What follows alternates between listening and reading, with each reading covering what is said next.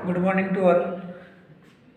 अपने लास्ट जो क्लास थी उसमें अपन ने बात किया था कि जो अपने रिएक्शन मैकेनिज्म हैं वो अपन किस प्रकार से कंप्लीट करते हैं, किस प्रकार से क्या क्या अपन वहाँ पे देखते हैं, कितने स्टेप में प्रोसेस कंप्लीट होती है, कैसे कंप्लीट होती है, कौन से एरो अपन काम में लेते हैं, इलेक्ट्रॉनों का ट्रांजिशन किस प्रकार से होता है, कौन से इफेक्ट लागू होते हैं, कौन कौन से इफेक्ट अपन ने देखे थे वहाँ पे। और इसके अलावा अपने जो विभिन्न प्रकार के इंटरमीडिएट्स थे उनके बारे में अपन ने बात की थी। सेकेंड यूनिट की जो एक यूनिट जो फर्स्ट यूनिट थी उसका एक पार्ट अपने कंप्लीट हो चुका है। अभी मैं सेकेंड यूनिट की बात करूँ, नया टॉपिक लेता हूँ, स्टीरियो केमिस्ट्री। और स्टीरियो केमिस्ट्री की अपन बात करेंगे यदि अपनी ऑफलाइन क्लास स्टार्ट हो जाती है तो ऑफलाइन क्लास में अपन स्टीरियो केमिस्ट्री की बात करेंगे, क्योंकि ये ऐसा टॉपिक है कि जो अपने लिए काफ़ी इम्पोर्टेंट है। ठीक है, तो अपन जब फेस टू फेस इसमें बात करेंगे तो अच्छा रहेगा। तो इससे इसको स्टार्ट नहीं करके मैं नेक्स्ट यूनिट थर्ड जो अपनी है वो स्टार्ट करता हूँ। यूनिट थर्ड अपनी हाइड्रोकार्बन, अर्थात वे यौगिक जो हाइड्रोजन और कार्बन से मिलकर के बने होते हैं। हाइड्रोजन और कार्बन से मिलकर के बने होते हैं वो कौन से कहलाते हैं? हाइड्रोकार्बन।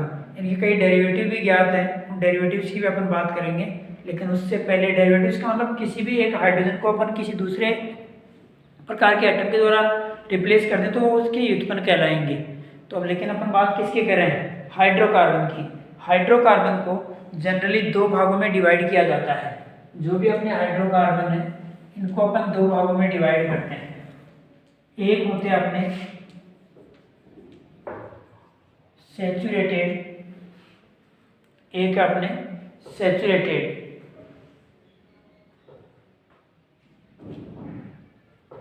दूसरे है अपने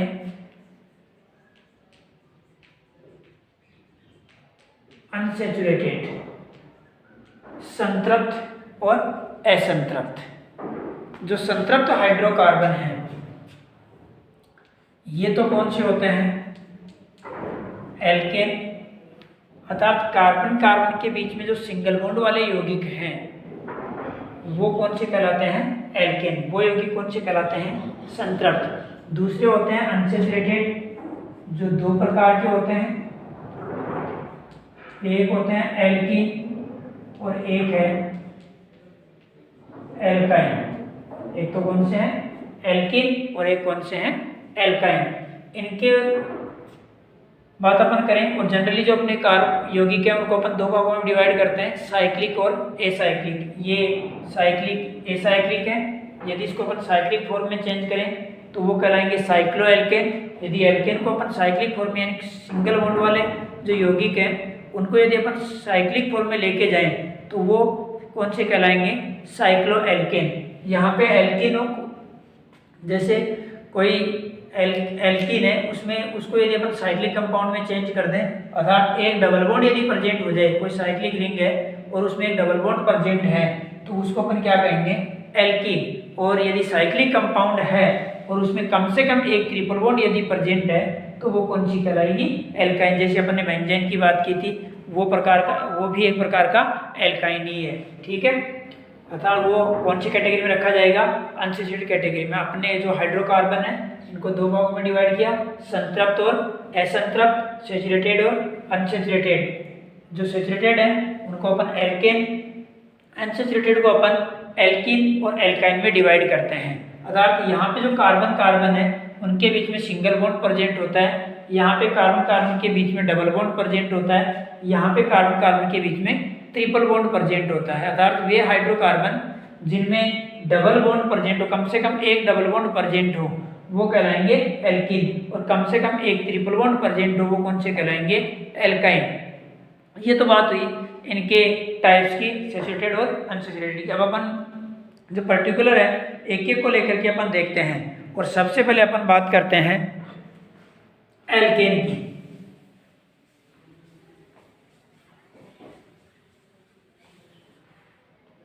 एल्केन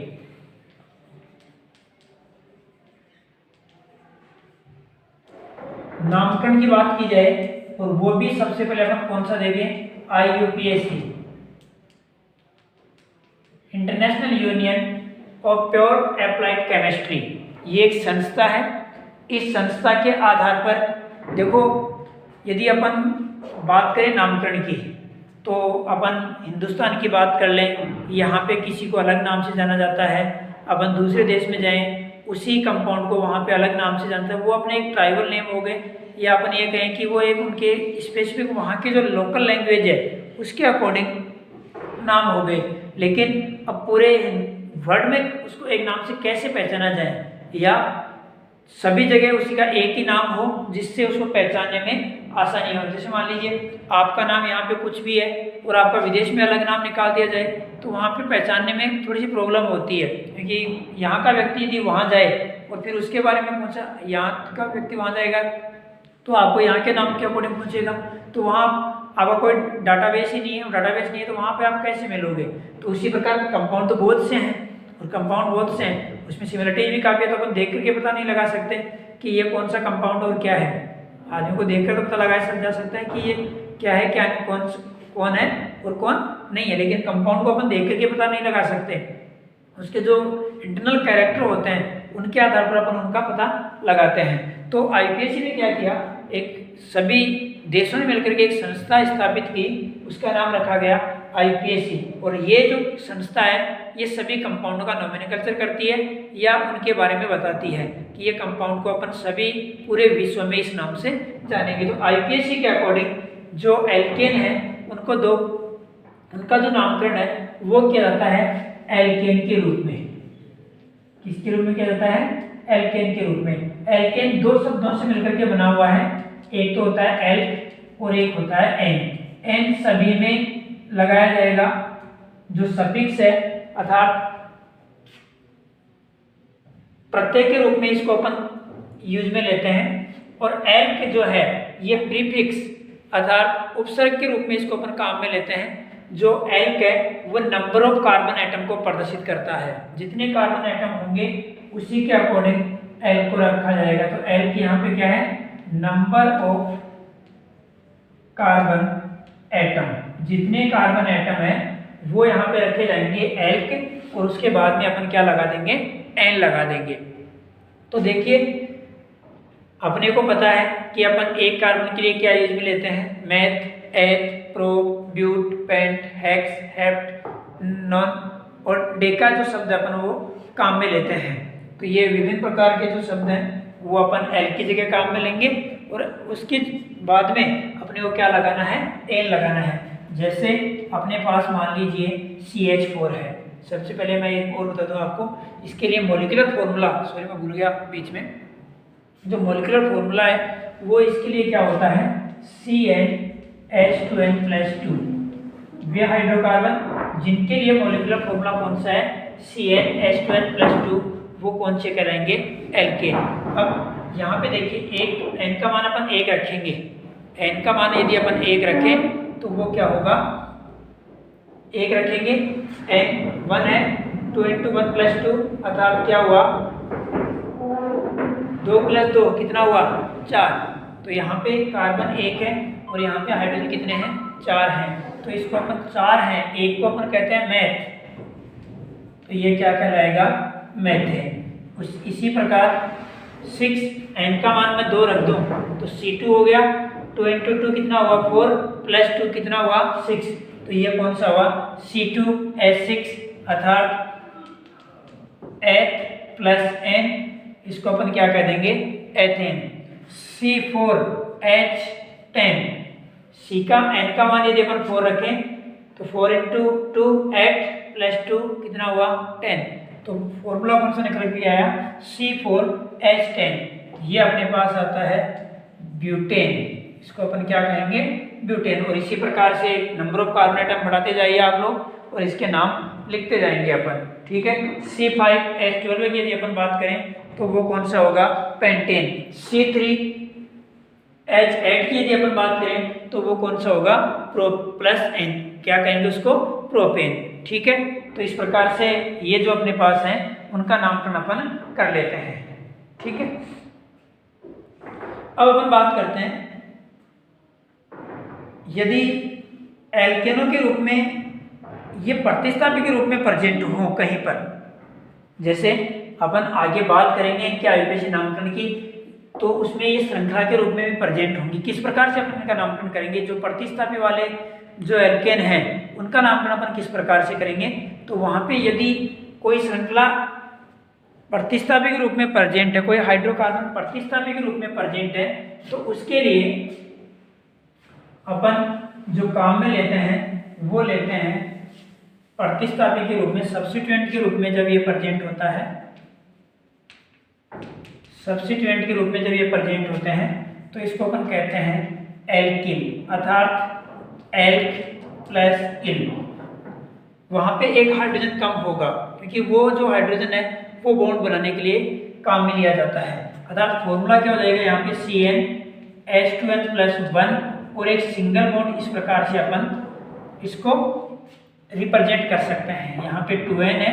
अब देखिए यदि n का मान मैं 1 रखूं, n का मान यदि मैं 1 रखूं तो यहाँ पे रखिए 1, 2 × 1+1 अर्थात कार्बन 1 हुआ, हाइड्रोजन कितने हुए 3, और ये बॉन्ड अर्थात ये जो ग्रुप है L की जगह अपने को वही नंबर ऑफ कार्बन लेना है, क्या कहेंगे इसको मैथ YL। यहाँ पे अपन वही सफिक्स के रूप में अपन यूज में ले रहे हैं, और सफिक्स के रूप में यदि इसको यूज में ले रहे हैं तो ये क्या कहलाएगा मैथिल, ठीक है।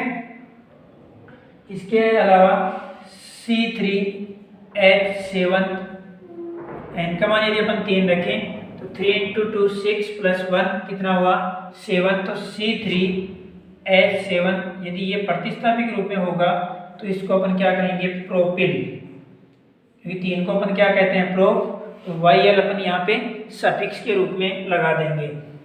C5H11 के रूप में प्रेजेंट हो तो इसको अपन क्या कहेंगे, 5 को अपन कहते हैं पेंट, और YL यहाँ पे अपन सफिक्स के रूप में लगा देंगे, तो ये कौन सा होगा पेंटिल, ठीक है।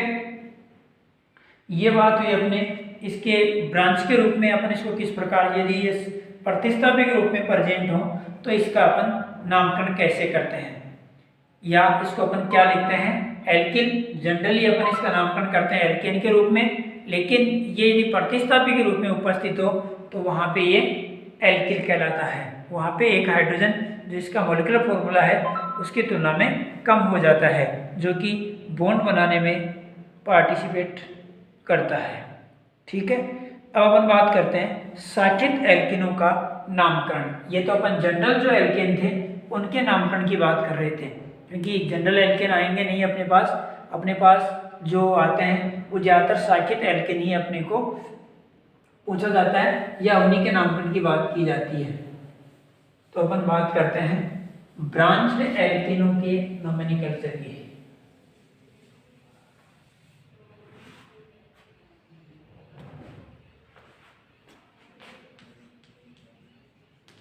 Nomenclature of branched alkane. साकित एल्केनों के नामकरण। सबसे पहले साकित एल्केनों के नामकरण के लिए सर्वप्रथम सबसे लंबी श्रृंखला का चयन किया जाता है, यानी जो भी अपने पास कोई श्रृंखला दी हुई होगी, जो भी अपने पास कंपाउंड होगा, उस कंपाउंड में सबसे लंबी श्रृंखला का चयन किया जाएगा। जैसे कार्बन कार्बन कार्बन कार्बन और कार्बन, यहाँ पे कार्बन प्रेजेंट है और यहाँ पे कार्बन प्रेजेंट है, या यहाँ इसको मैं यहाँ से छोड़ दूँ और यहाँ पे, ठीक है। अब देखिए सबसे लंबी श्रृंखला का चयन करना है।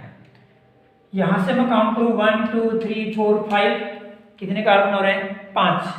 यहाँ से काउंट करूँ 1 2 3 4 5 6, कितने कार्बन हो रहे हैं 6। यहाँ से काउंट करूँ 1 2 3 4 5 6, इसमें कितने हो रहे हैं 6। यानी 3 श्रृंखला बन रही है, एक में 5 है, 2 में कितने हैं 6 कार्बन प्रेजेंट है। तो अपने को सबसे जो लंबी श्रृंखला है उसका चयन करना है, और सबसे लंबी श्रृंखला पहुंची हुई यहाँ पे, ये जो श्रृंखला है या तो ये हो सकती है या फिर ये हो सकती है, बात वही है कौन सी, जिसमें 6 कार्बन होंगे वो यहाँ पे सर्वाधिक लंबी श्रृंखला होगी। तो साकित एल्केनों का नामकरण करने के लिए सर्वप्रथम सर्वाधिक लंबी श्रृंखला का चयन किया जाता है। ठीक है, ये तो बात हुई फर्स्ट पॉइंट की। सेकंड, यदि दो समान श्रृंखला उपस्थित हो तो सर्वाधिक प्रतिस्थापी युक्त श्रृंखला का चयन किया जाता है।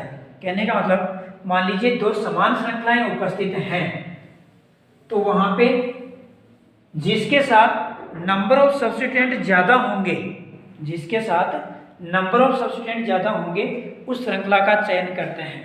देख लीजिए, कार्बन कार्बन ये अपने पास है, ये ठीक है, बाकी आगे जुड़े हुए होंगे, उससे अपने कोई मतलब नहीं है। अभी अपन श्रृंखला की बात कर रहे हैं। यहाँ पे मैं बात करूँ 1 2 3 4 5 6, कितने हो रहे हैं इसमें? 6। 1 2 3 4 5 6, इसमें कितने हो रहे हैं? 6। 1 2 3 4 5 6, इसमें कितने हो रहे हैं? 6। यानी 3 श्रृंखला यहाँ पे बन रही है और सभी में कितने थे कार्बन है? 6 कार्बन। तो जब 2 या 2 से अधिक समान श्रृंखलाएं उपस्थित हों तो वहाँ पे उस श्रृंखला का चयन किया जाता है जिसमें प्रतिस्थापियों की संख्या ज्यादा हो या सब्स्टिट्यूएंट ज्यादा हो। तो चलिए सबसे पहले मैं इस श्रृंखला का चयन करूं। मान लीजिए इसमें मेरे पास 6 कार्बन थे और मैंने इस श्रृंखला का चयन कर लिया। अब इसमें मैं प्रतिस्थापियों की संख्या देखूं तो प्रतिस्थापियों की संख्या कितनी है यहाँ से देखना है, इससे नीचे वाले से मतलब नहीं है। इसके साथ कितने जुड़े हुए हैं? एक प्रतिस्थापी। ठीक है, इसी का दूसरा रूप में बना दो यहाँ पे।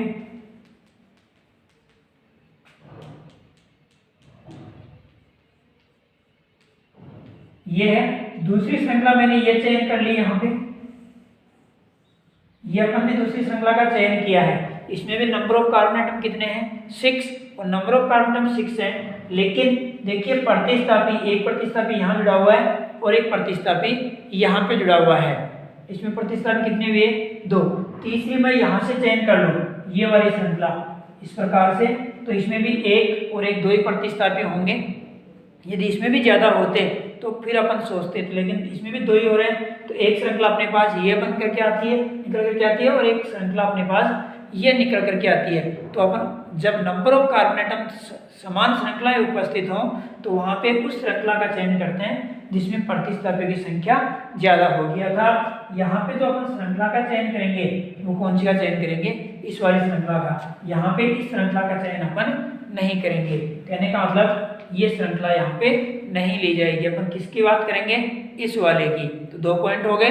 सबसे पहले सर्वाधिक लंबी श्रृंखला का चयन किया जाता है। सेकंड, यदि 2 समान श्रृंखलाएं उपस्थित हों तो सर्वाधिक प्रतिस्थापी युक्त श्रृंखला का चयन किया जाता है। थर्ड है कार्बन श्रृंखला का अंकन। जो भी अपने पास श्रृंखला दी हुई है उसकी नंबरिंग कैसे करें? ये प्रतिस्थापियों को अपने को नंबर देने होते हैं और उनकी नंबरिंग अपन कैसे करें? सर्वाधिक लंबी श्रृंखला के चयन के बाद देखिए अंकन में अपन क्या करेंगे? सर्वाधिक लंबी श्रृंखला के चयन के बाद कार्बन श्रृंखला का अंकन उस तरफ से प्रारंभ किया जाता है जिस तरफ से प्रतिस्थापी समूह को कम नंबर प्राप्त हो। ठीक है, पहली कंडीशन, अपन नंबरिंग उस तरफ से करते हैं जिस तरफ से प्रतिस्थापी को कम नंबर प्राप्त हो। जैसे मैं एक एग्जांपल ले लूं और इस एग्जांपल में मेरे पास है CH3 CH2, यहाँ पे अपन ने ग्रुप ले लिए CH3। 1 2 3 4 5, 1 2 3 4 5, इसमें भी 5 हो रहे हैं और इसमें भी 5 हो रहे हैं। ठीक है, इसको यदि मैं लेता हूँ, इस वाली श्रृंखला को यदि मैं लेता हूँ तो प्रतिस्थापी 1 हुआ। इस वाली श्रृंखला को यदि मैं लेता हूँ तो प्रतिस्थापी कितने हुए? 2। अर्थात जो अपनी श्रृंखला होगी वो श्रृंखला कौन सी होगी? अधिक प्रतिस्थापी युक्त श्रृंखला का अपने को चयन करना है। जब अधिक प्रतिस्थापी युक्त श्रृंखला का अपन चयन कर लेते हैं उसके बाद में अपने को करनी होती है नंबरिंग। फर्स्ट पॉइंट था सर्वाधिक लंबी श्रृंखला का चयन। 2 समान श्रृंखला है तो वहां पे अधिक प्रतिस्थापी युक्त श्रृंखला का चयन करना है। अपन इसका चयन कर लिया। इसका चयन करने के बाद में अब अपन करेंगे इसकी नंबरिंग। नंबरिंग उस तरफ से प्रारंभ की जाती है जिस तरफ से प्रतिस्थापी को कम नंबर प्राप्त हो। एक बार इसी को आप ध्यान में रख लीजिए कि नंबरिंग उस तरफ से प्रारंभ की जाती है जिस तरफ से प्रतिस्थापी को कम नंबर प्राप्त हो। देखिए यहाँ से अब यदि अपन नंबरिंग करते हैं 1 2 3 4 और 5, एक नंबरिंग तो ये हुई। मैं इस तरफ से नंबरिंग कर सकता था 1 2 3 4 और 5। प्रतिस्थापी ऊपर वाली यदि मैं श्रृंखला की बात करूँ, ऊपर वाली जो नंबरिंग है उसकी मैं यदि बात करूँ, वहाँ पे CH3 और C2H5 जो ग्रुप है उसको नंबर मिल रहा है 2 और 3। यहाँ पे जो नंबर मिल रहा है इस तरफ से जो अपने नंबरिंग की है, ये वाली नंबरिंग, इसमें जो प्रतिस्थापी है उसको नंबर मिल रहा है 2 और 3। इधर से जो अपने नंबरिंग की है, राइट हैंड किस से जो अपने नंबरिंग स्टार्ट की है, यहाँ लेफ्ट हैंड से और वो राइट हैंड से, राइट हैंड से जो अपने नंबरिंग स्टार्ट की है उसमें प्रतिस्थापियों को नंबर मिल रहा है 3 और 4। अपन ने क्या कहा था, नंबरिंग उस तरफ से प्रारंभ की जाती है जिस तरफ से प्रतिस्थापियों को कम नंबर प्राप्त हो। देखिए कौन सी होनी चाहिए, एक तरफ से 2 और 3 मिल रहे हैं, एक तरफ से 3 और 4 मिल रहे हैं, अर्थात जो नंबरिंग होगी वो कौन सी होगी, जिसमें प्रतिस्थापियों के कम नंबर, अर्थात जिसमें प्रतिस्थापियों को 2 और 3, अर्थात जो ऊपर वाली जो नंबरिंग है वो अपने लिए यहाँ पे सही होगी। ठीक है, ये तो बात हुई नंबरिंग की, कब, जब प्रतिस्थापी दोनों अलग अलग प्रकार से जुड़े हुए हों और उनमें कम ज़्यादा नंबर पर उपस्थित हों। ठीक है, सेकंड, यदि नंबरिंग दोनों तरफ से समान स्थिति पर समूह उपस्थित हो, जैसे अपने पास कोई कंपाउंड है CH3 CH2,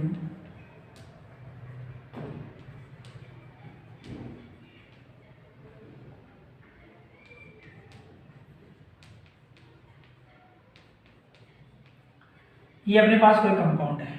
ठीक है, 1 2 3 4 5 6, इधर से 1 2 3 4 5, 5 हो रहे हैं, ऊपर वाले में कितने हो रहे हैं, 6 हो रहे हैं। अब यहां से जो अपन नंबरिंग करें, ये जो है इधर से नंबरिंग कर दीजिए आप 1 2 3 4 5 और 6, ये नंबरिंग हो रही है 1 2 3 4 5 और 6, एक नंबरिंग ये हो रही है। अब नंबरिंग कौन सी सही होगी, देखिए एक तरफ ऊपर वाली से यदि अपन देखें तो नंबर कौन से मिल रहे हैं, 3 और 4, नीचे वाली से यदि अपन देखें तो नंबरिंग कौन से मिल रहे हैं, 3 और 4। तो अपन माने किसको, भाई दोनों तरफ यदि समान नंबर यदि अपने को प्राप्त हो रहे हैं तो वहां पे अपन क्या करेंगे, यदि दोनों तरफ समान स्थिति पर प्रतिस्थापी समूह उपस्थित हो तो नंबरिंग उस तरफ से प्रारंभ की जाती है जिस तरफ से जुड़े हुए प्रतिस्थापी वर्णमाला क्रम में, जो अपने अल्फाबेटिक ऑर्डर है उसमें पहले व्यवस्थित हों। यदि कोई प्रतिस्थापी 2 या 2 से अधिक बार उपस्थित हों तो उनके लिए डाई ट्राई टेट्रा पेंटा हेक्सा आदि उपसर्ग के रूप में प्रयुक्त करते हैं तथा इनकी संख्याओं के बीच अपन कोमा भी लगाते हैं, जिनकी बात भी अपन करेंगे। पहले तो अपन ने क्या कहा कि यदि समान पोजीशन पर ग्रुप उपस्थित हो तो नंबरिंग उस तरफ से प्रारंभ की जाती है जिस तरफ से जुड़े हुए समूह का अल्फाबेटिक जो वर्ड है वो पहले आता हो।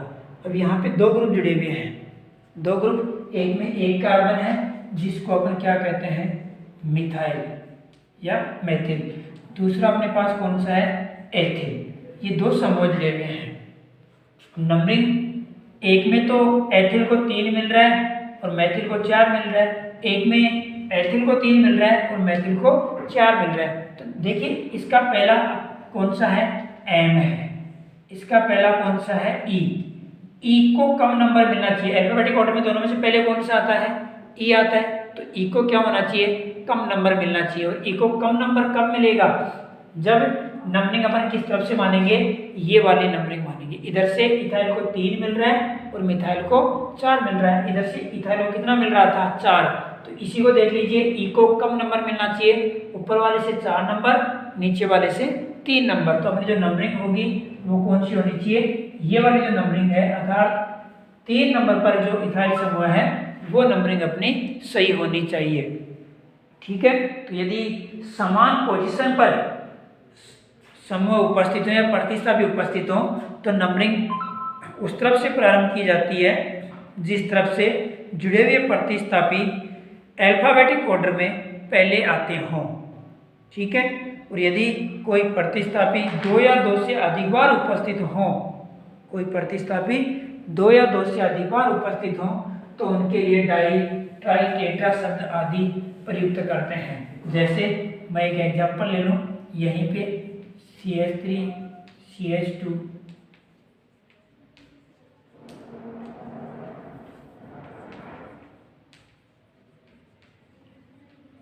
सबसे लंबी श्रृंखला यही होगी। देखिए नंबरिंग वही कर लीजिए आप, 1 2 3 4 5 और 6, नंबरिंग यही होगी 1 2 3 4 5 और 6। इधर से करेंगे तो 1 2 3 4 5 और 6। देखिए 3 और 4, दूसरी तरफ से भी कौन सा मिल रहा है, 3 और 4 मिल रहा है। अब प्रतिस्थापी दोनों तरफ समान है, ये भी मिथाइल है और ये भी मिथाइल है, और नंबरिंग भी क्या हो रही है, दोनों तरफ से अपने को समान प्राप्त हो रहे हैं। तो अपन दोनों में से कोई भी नंबरिंग मान सकते हैं। नंबरिंग तो अपन कोई सी भी मान सकते हैं। अब जब अपन नाम लिखते हैं तो सबसे पहले प्रतिस्थापी का नाम लिखा जाता है। प्रतिस्थापी की पोजीशन को अपन नंबर के द्वारा शो करते हैं। यहाँ पे 2 प्रतिस्थापी हैं। 2 प्रतिस्थापी कौन से हैं, मैथिल हैं, अर्थात पोजीशन कौन सी है उनकी, मैथिल की पोजीशन कौन सी है, 3 और 4। जो न्यूमेरिक नंबर है उनके बीच में अपन कोमा लगाते हैं, फिर उसके बाद में हाइफन साइन, ये अपन ने लगा दिया। कौन सा ग्रुप जुड़ा हुआ है, मिथाइल। कितने कार्बन है इसमें, ये सॉरी 2 मिथाइल है, तो इसको अपन क्या लिख देंगे, डाई। 3 होंगे तो उसको अपन क्या लिख देंगे, ट्राई।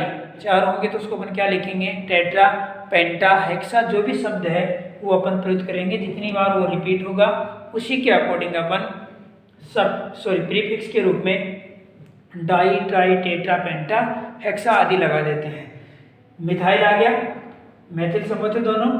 अब टोटल नंबर ऑफ कार्बन अपने को एल्केन के रूप में लिखना है, और एल्केन में कितने कार्बन है, यहाँ पे 6 कार्बन। 6 को अपन क्या कहते हैं, हेक्स, और एन अपने को क्या लगाना है, सफिक्स लगाना है। तो इसका नाम क्या हो गया, 3,4 डाईमेथिल हेक्सेन। ऊपर वाले की यदि मैं बात कर लूँ, ऊपर वाले का नाम क्या होना चाहिए, नंबरिंग होगी ये, नीचे वाली नंबरिंग होगी।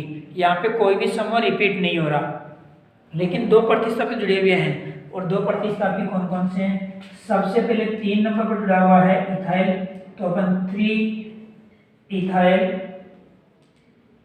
4, 3 इथाइल के बाद में 4 नंबर पर जुड़ा हुआ है मिथाइल। उसके बाद में नंबर ऑफ कार्बन एटम कितने इसमें, 6, तो इसको अपन क्या लिख देंगे, हेक्सेन। ठीक है, इस प्रकार से ऊपर वाले का नाम क्या हो जाएगा, 3 इथाइल 4 मिथाइल हेक्सेन। और भी काफी एग्जाम्पल होंगे जिनके नाम आप लोग लिखने की कोशिश करना।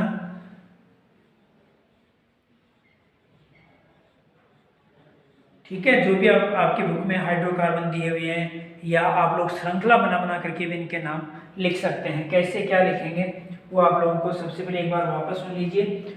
जब एल्केन का नामकरण किया जाएगा तो एल्केन के नामकरण के लिए, शाखित एल्केनों के नामकरण के लिए, या ब्रांच जो एल्केन है उनके नामकरणों के लिए अपन सबसे पहले सर्वाधिक लंबी श्रृंखला का चयन करते हैं। सर्वाधिक लंबी श्रृंखला का चयन करने के बाद में उसमें यदि 2 या 2 से अधिक समान श्रृंखलाएं उपस्थित हों, यदि 2 या 2 से अधिक समान श्रृंखलाएं उपस्थित हों तो उस श्रृंखला का चयन करते हैं जिसमें प्रतिस्थापियों की संख्या अधिक होती है। ठीक है, श्रृंखला का चयन हो गया। श्रृंखला के चयन होने के बाद में नंबरिंग करते हैं। नंबरिंग उस तरफ से प्रारंभ की जाती है जिस तरफ से प्रतिस्थापियों को कम नंबर प्राप्त हो। ठीक है, और यदि प्रतिस्थापी दोनों तरफ से समान स्थिति पर जुड़े हुए हों तो नंबरिंग उस तरफ से प्रारंभ की जाती है जिस तरफ से अल्फाबेटिक ऑर्डर में प्रतिस्थापी के अल्फाबेटिक ऑर्डर में प्रतिस्थापी अल्फाबेटिक ऑर्डर में पहले आता हो, यानी उसका जो अल्फाबेट है प्रतिस्थापी का वो अपनी वर्णमाला में, अपनी ABCD में पहले आता हो, उसको अपन कम नंबर देते हैं, और जो बाद में आता है उसको अपन अधिक नंबर देते हैं। और यदि प्रतिस्थापी अलग अलग हैं और उनकी पोजीशन भी अलग अलग है तो आपको ये ध्यान रखना चाहिए अल्फाबेटिक ऑर्डर में पहले आए या बाद में आए। लिखते अपन वैसे ही है, अल्फाबेटिक ऑर्डर में जो पहले आएगा उसको अपन पहले लिखते हैं, नंबरिंग उसकी अपन वो ही शो कर देते हैं। अल्फाबेटिक ऑर्डर के अकॉर्डिंग ही लिखा जाता है। लेकिन यदि पोजीशन अलग अलग है और दोनों तरफ से समान भी नहीं है तो अपने को उस तरफ से प्रारंभ करना है जिस तरफ से प्रतिस्थापी को कम नंबर प्राप्त हो। अब मान लीजिए अपने पास दो शब्द आ रहे हैं, एक आ रहा है इथाइल और एक आ रहा है मिथाइल। मिथाइल को अपने पास 2 नंबर मिल रहे हैं, ठीक है, और इथाइल को मिल रहे हैं यहाँ पे 4 नंबर। एक बार अपन कोई एग्जांपल ऐसा हो कि जो अपने इथाइल है उसको 3 नंबर मिल जाए या 4 नंबर मिल जाए। मिथाइल को 4 नंबर मिल रहा था, कोई प्रॉब्लम नहीं थी, ठीक है, लेकिन यदि इथाइल को 4 नंबर मिले और मिथाइल को 2 नंबर मिले तो यहाँ पे अपने को क्या करना है, नंबर तो वही रखने हैं, नंबर तो वही रखने हैं, लेकिन इथाइल को पहले लिखेंगे क्योंकि अल्फाबेटिक ऑर्डर में पहले कौन आता है, इथाइल आता है। जैसे मैं एक एग्जांपल ले लूँ इसी प्रकार का,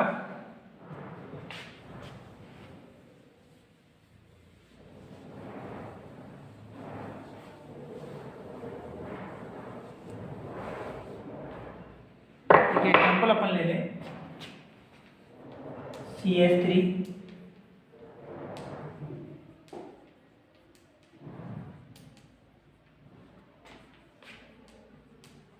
यही अपने पास कोई एग्जांपल है।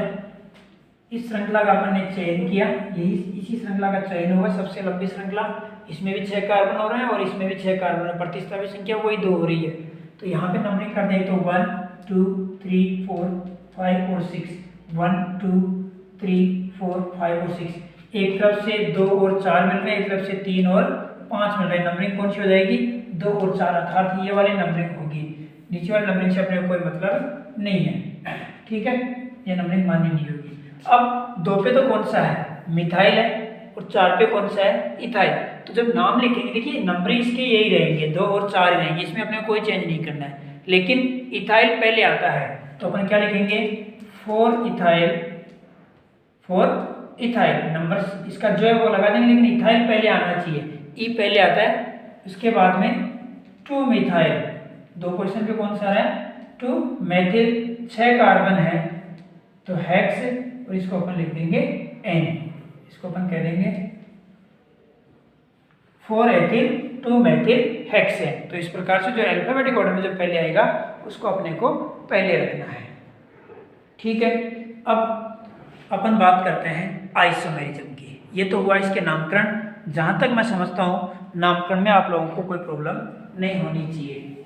बस आपको 3 स्टेप्स का ध्यान रखना है, सर्वाधिक लंबी श्रृंखला का चयन करना है, और यदि 2 समान श्रृंखलाएं उपस्थित हो तो उस श्रृंखला का चयन करना है जिसमें प्रतिस्थापी की संख्या अधिक हो। तीसरा, कार्बन परमाणु का अंकन करना है, नंबरिंग करनी है।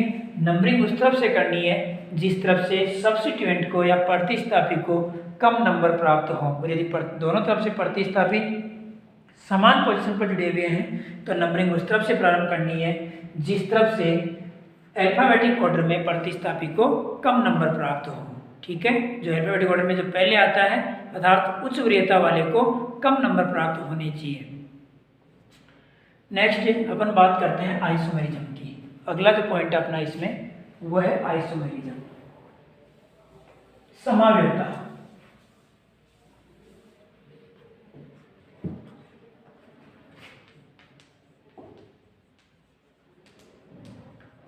आइसोमेरिज्म जिसकी बात आपने 12th क्लास में भी की है और 11th क्लास में भी की है, समावयवता की बात। समावयवता को देखिए मैंने स्टार्टिंग में बात की थी कि ये 2 प्रकार की होती है। एक तो होती है अपने स्ट्रक्चरल आइसोमेरिज्म और एक होती है स्टीरियो आइसोमेरिज्म, अर्थात संरचनात्मक समावयवता और त्रिविम समावयवता। मैंने जब टॉपिक स्टार्ट किया था, जब अपन ने इसके सिलेबस के बारे में बात की थी, वहाँ पे मैंने इसके बारे में बात की थी। तो 2 प्रकार की जो आइसोमेरिज्म है कौन कौन सी, एक तो संरचनात्मक समावयवता और एक स्टीरियो समावयवता। इन दोनों प्रकार की समावयवता की अपन बात करेंगे। स्टीरियो समावयवता के लिए मैंने कहा था कि मैं एक अलग यूनिट में बात करूँगा, जो अपनी यूनिट 2 है, वहाँ पे अपन उसके बारे में बात करेंगे। समावयवता अपन कहते किसे हैं, समावयवता क्या होती है, उसके बारे में यदि अपन बात करें तो आप लोग इसकी डेफिनेशन आप लोगों को पता होगी। यदि समावयवता की डेफिनेशन की अपन बात करें तो समावयवता क्या होती है, वे यौगिक जिनके अणुस्तर तो समान हो लेकिन संरचना और त्रिविमीय विन्यास भिन्न हो, संरचना या त्रिविमीय विन्यास भिन्न हो, वे एक दूसरे के समावयवी कहलाते हैं। और इस परिघटना को अपन क्या कहते हैं, या इस फिनोमिना को अपन क्या कहते हैं, समावयवता। अर्थात जिनके मॉलिक्यूलर फॉर्मूले तो सेम होने चाहिए, लेकिन या तो उनकी संरचना भिन्न होनी चाहिए, या उनकी त्रिविमीय रसायन या जो उनकी जो स्टीरियो है, त्रिविम जो संरचना है वो भिन्न होनी चाहिए, उसको अपन कहते हैं समावयवी। वो एक दूसरे क्या कहलाएंगे, समावयवी कहलाएंगे। और इस फिनोमिना को अपन क्या कह देंगे, इस परिघटना को अपन क्या कह देंगे, समावयवता। ठीक है, मैंने दो प्रकार की इस डेफिनेशन में अपन दो प्रकार से कहा कि या तो संरचना भिन्न होनी चाहिए या उसकी त्रिविम समावयवता, ये त्रिविम संरचना भिन्न होनी चाहिए, त्रिविमीय विन्यास भिन्न होना चाहिए। तो संरचना समावयवता दो प्रकार की समावयवता निकल करके आती है अपने पास, एक संरचनात्मक समावयवता और एक त्रिविम समावयवता। संरचनात्मक समावयवता की मैं यदि बात करूं और उसकी डेफिनेशन देना चाहूं तो मैं वो किसे कहूँगा कि वे यौगिक जिनकी संरचना, जिनके अणुसूत्र समान हो लेकिन संरचना भिन्न भिन्न हो, जिनकी अणुसूत्र तो समान हो लेकिन संरचना क्या होनी चाहिए, भिन्न भिन्न हो, वे एक दूसरे के संरचनात्मक समावयवी कहलाते हैं। मैं बाद में इसके बारे में लिखूंगा अभी आप लोगों को, लेकिन अभी डेफिनेशन सुन लीजिए। संरचना क्या होनी चाहिए, अलग होनी चाहिए, मॉलिक्यूलर फॉर्मूला क्या होना चाहिए, सेम। अर्थात स्ट्रक्चर चेंज हो या स्ट्रक्चर डिफरेंट हो और मॉलिक्यूलर फॉर्मूला सेम हो, वो कहलाते हैं स्ट्रक्चरल या संरचनात्मक समावयवी। और इस फिनोमिना को अपन कह देंगे संरचनात्मक समावयवता। इसी प्रकार त्रिविम समावयवता की डेफिनेशन अपन दे सकते हैं कि वे यौगिक जिनके अणुसूत्र तो समान हो लेकिन त्रिविमीय विन्यास क्या हो, भिन्न हो, वो एक दूसरे के त्रिविमीय समावयवी कहलाते हैं या स्टीरियो आइसोमर कहलाते हैं। तथा इस फिनोमिना को अपन क्या कहते हैं,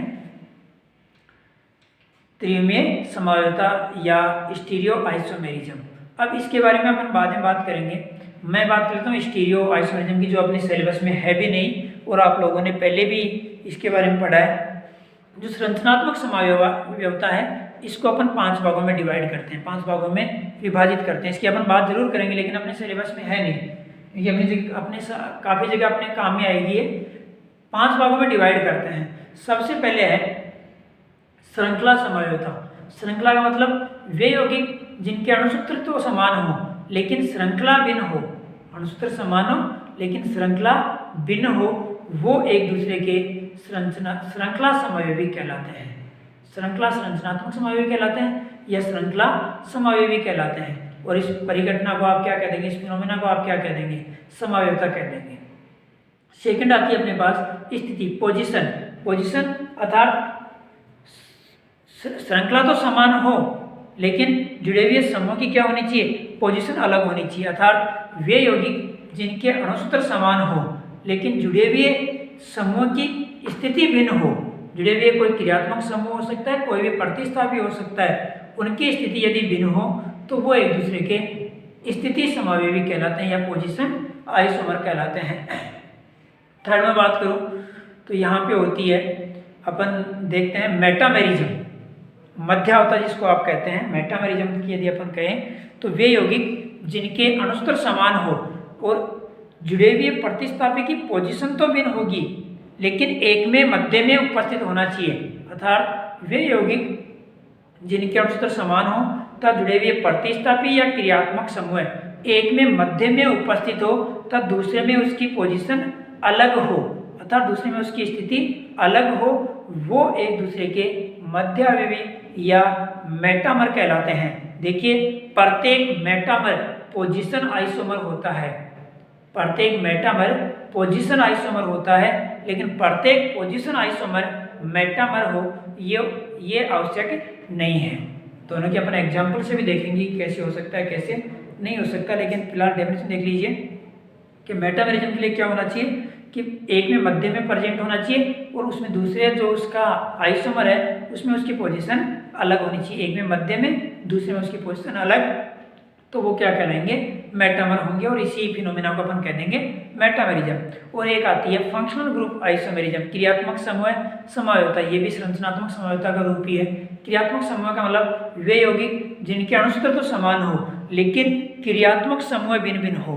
अर्थात मैं एल्कोहल की ईथर की बात करूँ, एल्कोहल और ईथर दोनों एक दूसरे के फंक्शनल ग्रुप आइसोमर है। एग्जाम्पल की बात कर लूँगा मैं, एल्कोहल और जो ईथर है वो दोनों एक दूसरे के मेटामर ये फंक्शनल ग्रुप आइसोमर होते हैं, क्योंकि क्रियात्मक समूह दोनों में चेंज हो गया, एक में एल्कोहल है दूसरे में क्या आ रहा है ईथर आ रहा है। जैसे मैं एक छोटा सा एग्जांपल ले लूं C2H6O, ये अपने पास कोई मोलिकुलर फॉर्मूला है, इसके मैं दो आइसोमर बना सकता हूँ। एक तो बन सकता है CH3CH2OH, ये तो अपने पास क्या बन गया एल्कोहल बन गया। दूसरा अपने पास CH3OCH3, देखिए दोनों का मोलिकुलर फॉर्मूला सेम है लेकिन दोनों में फंक्शनल ग्रुप अलग अलग है। तो इस प्रकार की जो समायोता होती है वो समायोता कहलाती है क्रियात्मक समायोता या फंक्शनल ग्रुप आइसोमेरिज्म। एक और होती है टोटोमेरिज्म, चलाव्ययता, जिसमें हाइड्रोजन 1/3 पोजीशन पर माइग्रेशन करता है। ठीक है, अर्थात हाइड्रोजन एक स्थान से चल करके दूसरे स्थान पर एक से तीसरी पोजीशन पर यदि चला जाए तो वो एक दूसरे के, जहाँ पे दोनों जो कंपाउंड हैं कीटो और इनोल फॉर्म जो है वो एक दूसरे के चलावेवी हैं, वो एक दूसरे के टोटोमर हैं। तो इस प्रकार के जिसमें हाइड्रोजन चलायमान अवस्था में होता है जनरली अपन ये कहें, और मोलिकुलर फॉर्मूला दोनों का समान हो, वो एक दूसरे के चलावेवी कहलाता है। डेफिनेशन की अपन सभी के बाद में बात करेंगे दोबारा से। तो अपन बात करें यहाँ पे एल्केन की, तो एल्केन में यदि आइसोमेरिज्म की बात की जाए तो एल्केन दो प्रकार की समायोता प्रदर्शित करता है, एक तो श्रृंखला समायोता और एक प्रदर्शित करता है पोजीशन समायोता या स्थिति समायोता। एल्केन श्रृंखला व स्थिति समायोता प्रदर्शित करते हैं। C1, C2, C3 एल्केन कोई समायोता प्रदर्शित नहीं करते तथा शेष एल्केन समायोता प्रदर्शित करते हैं, अर्थात वे एल्केन जिनमें कार्बन की संख्या 1, 2 और 3 होती है वे कोई समायोता प्रदर्शित नहीं करते। इनके अलावा जितने भी एल्केन हैं वो सभी दोनों प्रकार की समायोता प्रदर्शित कर सकते हैं। कौन सी? श्रृंखला भी प्रदर्शित कर सकते हैं और स्थिति भी प्रदर्शित कर सकते हैं। मैं एक छोटा सा एग्जांपल ले लूँ जिसमें 4 कार्बन है, CH2, CH3, 4 कार्बन है, C4H10 इसका मोलिकुलर फॉर्मूला होगा। दूसरा मैं इसका ले CH3 और CH3, देखिए दोनों एक ही प्रकार के मॉलिक्यूल हैं, दोनों का मोलिकुलर फॉर्मूला समान है, लेकिन ये एक ही श्रृंखला में है, इसमें प्रतिस्थापी के रूप में प्रेजेंट है। यहाँ पे जो समायोता होगी वो समायोता कौन सी होगी? ये श्रृंखला के रूप में आ गया, ब्रांच के रूप में आ गया, तो ये जो समायोता है वो कौन सी होगी? श्रृंखला समायोता। नेक्स्ट मैं दूसरा एग्जांपल लूँ, CH3,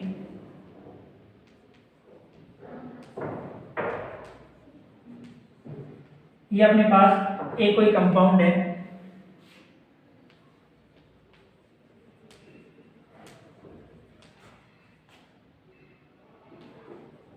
जिसमें 6 कार्बन है,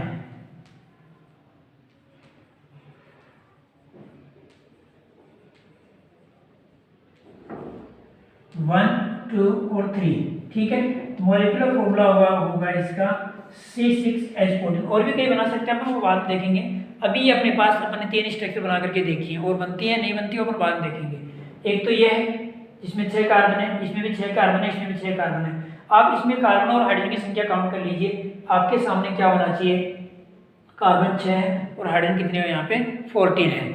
लेकिन अब ये जो स्ट्रक्चर है, फर्स्ट और मैं सेकंड की बात करूं, ये श्रृंखला के रूप में प्रेजेंट है, अर्थात फर्स्ट एंड सेकंड और फर्स्ट एंड थर्ड दोनों की यदि बात की जाए तो ये जो आइसोमेरिज्म होगी वो कौन सी होगी?